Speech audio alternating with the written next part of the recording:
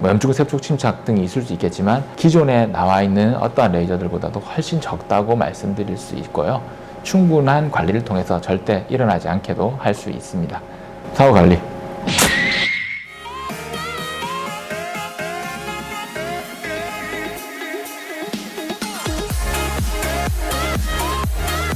그런 것 같습니다. 이제 개인차가 있을 거고 그거를 적절하게 상담 없이 바로 진행을 한다든지 그런 경우에 좀 부작용이 나타나시는 분들이 있습니다. 평소에는 괜찮으시던 분들이 그때 계절 변화나 전체적인 컨디션에 따라서 갑자기 피부가 뒤집어지거나 그런 경우가 발생할 수 있거든요. 그래서 충분한 진단이나 진료를 통해서 시술을 한다면 크게 문제는 없을 것 같고, 앞서 말씀하신 것처럼 필러도 그렇고 보톡스도 그렇고 하면 안 된다라는 분들이 많이 계시거든요. 그것도 정확하게 진료를 잘 보고 하게 된다면 크게 위험도는 없다고 봅니다. 그러니까 적절하게 피부의 두께나 피부의 상태라든지 그걸 파악한 상태에서 레이저를 안정하게 진행을 하게 된다면 절대로 큰 부작용이 나타나거나 하는 부분들은 비단 카이저 300이 아니더라도 없을 수 있는데, 그것을 조금 더 환자를 대함에 있어서 조금 더 진중하게, 조금 더 세심하게 접근을 해서 정확하게 판단을 해서 치료를 하게 된다면 그런 문제는 잘 발생하지 않을 것이라고 봅니다. 피코플러스 같은 경우는 이제 1064 파장대를 이용해서 피부 내로 격자로 에너지를 조사합니다. 앞서 말씀드렸던 것처럼 피부를 재생시켜주는 방법들이 직접 침습적인 레이저라고 부르는데요. 직접 구멍을 내는 레이저가 있고, 직접 구멍을 안 내고 열만 전달을 하는 레이저가 있는데요. 피코프락셀 같은 경우는 열만 전달합니다. 하지만 걔도 좀 강해요. 모낭염이 올라온다거나 불금증이 형성이 될 수 있습니다. 하지만 그리고 회복기가 3, 4일 이상 되지만 침습적인 레이저임에도 불구하고 얘 같은 경우는 그런 다운타임이 피코프락셀보다도 더 짧다고 보시면 좋습니다.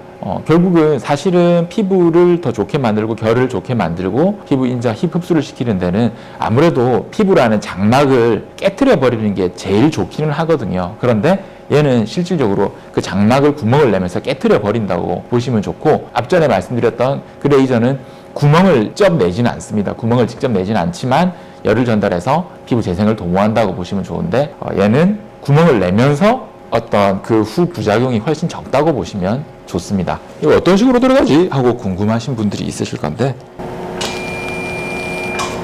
아주 정교하게 정밀하게 격자로 레이저가 조사되게 되고, 크기들도 정교하게 조정을 할 수 있어요. 그래서 시술을 할 때 눈밑이라든지 다른 좁은 범위도 굉장히 시술하는데 술자도 간편하고 받는 분도 안정하게 할 수 있습니다.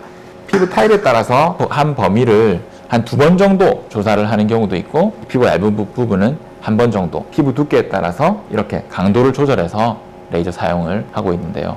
한 번쯤 프락셀에 대해서 걱정이 많으셨던 분들도 받아보시는 것을 추천드립니다. 기존의 프랙셔널 레이저 같은 경우에는 CO2 프락셀은 일주일 이상이 가는 경우도 있고요. 빔야그 프락셀이라고 또 저희 병원에 쓰고 있는 다른 레이저 같은 경우도 역시 개인차가 있기는 하지만 최소 3, 4일 정도에서 길게는 또 일주일 정도까지는 불금증 혹은 여러 가지 각질 형성들이 많이 있는데요. 카이저 300 같은 경우는 현재까지 사실 이걸 수년 동안 사용한 건 아니니까요. 현재까지 많은 분들에게 제가 시술을 해보고 저도 받아보고 많은 병원 직원들도 받아보고 했지만 실제로 정말 다음 날이면 활동하는데 크게 무리가 없을 정도입니다. 되게 예민한 경우라면 좀 차이가 있을 수는 있겠지만 단정지어서 말하기는 어렵지만 그래도 기존 레이저보다는 훨씬 짧다고 말씀드릴 수 있습니다. 굉장히 지금 현재 심하게 염증형 피부 질환 있거나 혹은 지금 심한 피부에 접촉성 피부염이라든지 알러지 반응이 있는 경우, 혹은 평소에도 엄청나게 예민한 피부라서 작은 화장품 바꾸는 정도에도 예민하게 붉어지거나 반응하는 경우라든지, 그리고 또 지금 심하게 기미가 나타나 있는 상태에서 어떤 경우는 기미 처치에 있어서 프락셀 혹은 RF라고 고주파 처치라든지 이걸 병행하는 게 좋긴 하거든요. 그런 경우는 근데 충분히 의료진과 상의하고 나서 결정을 할 부분이기 때문에 방금 앞서 말씀드렸던 것처럼 지금 현재 심한 피부 질환 혹은 염증형 질환 혹은 알레르기성 피부염을 심하게 앓고 있는 경우, 지금 현재 피부가 예민한 상태, 피부가 너무 얇으신 분들 같은 경우는 그런 분들도 아예 못한다는 게 아닙니다. 그 상태에 따라서 충분하게 전문 의료진과 상의 후에 시술을 받는 게 좋습니다. 기존의 프락셀 때문에 굉장히 마음에 상처를 입으신 분들, 그리고 모공이 넓거나 피부 결이 안 좋아서 피부 결 개선을 하고 싶지만 쉽게 브락셀 레이저를 받기 어려워서 고민하셨던 분들, 그리고 또 실질적으로 다른 스킨 부스터라든지 혹은 피부를 재생시켜주는 여러 좋은 인자들이 있는데요. 그런 앰플들을 MTS라든지 이런 것들을 사용해서 아까 말씀드렸던 것처럼 브락셀 레이저 구멍을 내면서 딜리버리 시스템, 즉 피부 내로 전달해주는 그런 부분들을 도와주거든요. 도와주는데 피부 내에 피부 재생이라든지 혹은 피부 회복을 위해서 그런 스킨 부스터 제제들을 사용하고 싶은데 기존 브락셀은 너무 아팠던 분들, 아팠는데 브락셀을 통해서 그런 시술들을 받게 되면 시너지 효과가 나기 때문에 받아보고 싶으셨던 분들 같은 경우는 이걸 추천드립니다.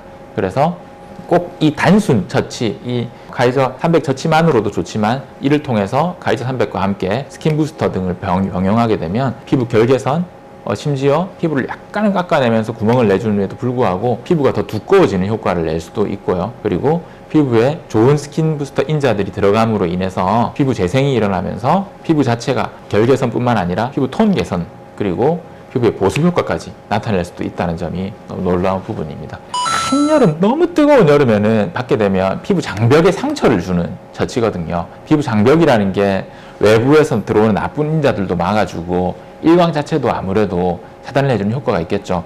장벽 자체가 무너지는 효과가 있다 보니까 너무 정말 찢어지게 추운 겨울도 사실은 요즘에는 그렇게 또 부산 같은 경우는 또 그런 경우는 없지만 앞으로도 좋지는 않을 수 있겠고 충분히 보습을 해주면 가능하지만 한여름, 너무 뜨거워 땡볕이 내려지는 한여름 같은 경우는 일단은 받고 나면 약간 후끈거림이 있으니까 더 불편하겠죠. 또 그 구멍난 대로 땀도 막 들어가고 하면 그것도 불편할 수 있기 때문에 피하는 게 좋고, 햇볕을 많이 보게 되면 방금 아까 말씀드렸던 부작용 중에 하나, 착색이 남는 경우가 발생할 수 있는데요.